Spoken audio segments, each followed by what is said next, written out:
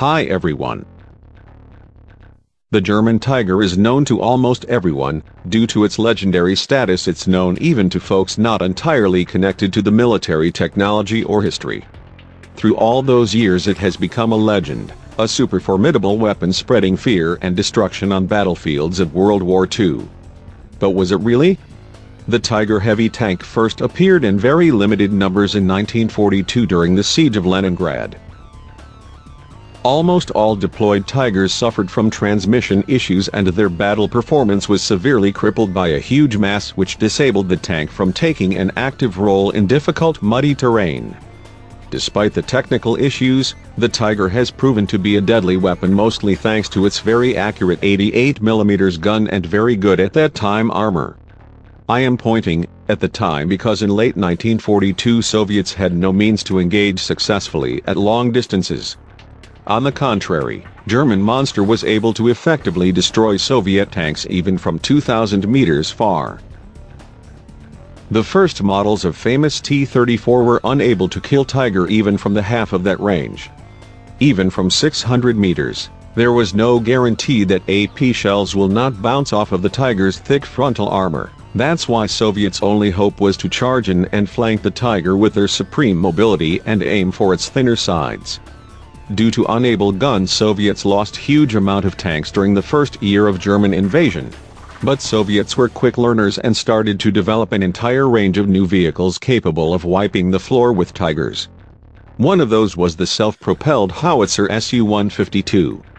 This monstrosity was armed with deadly 152mm howitzer ML-20S, which was the adaptation of a well-known towed howitzer M1937. It has been swiftly adapted to the role of a tank destroyer and has been used in that role till the war's end in 1945. It wasn't a typical tank destroyer as the well-known and massively produced SU-85. Its 152mm gun, though powerful, was clearly too inaccurate to be used with AP ammunition.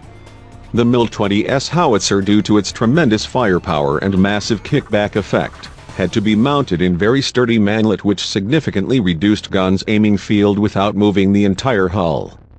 That was the reason why the Soviets quickly find out that SU-152's best role was to ambush and blow Germans to kingdom come. The armor-piercing ammunition was swapped to entirely high explosives loadout by most of the crews. The reason for that was the sheer power of the HE round. The 152mm shell was so powerful that even missed shot landing near the target had an 80% chance of disabling it. This gun was capable of literally chopping German tanks to pieces. There are confirmed hits when German tanks were literally falling apart and turrets were flying off the tanks, landing few meters away. Tiger wasn't an exception in this case. Once spotted, the German crews were doomed. Less armored vehicles like troop carriers were in grave danger.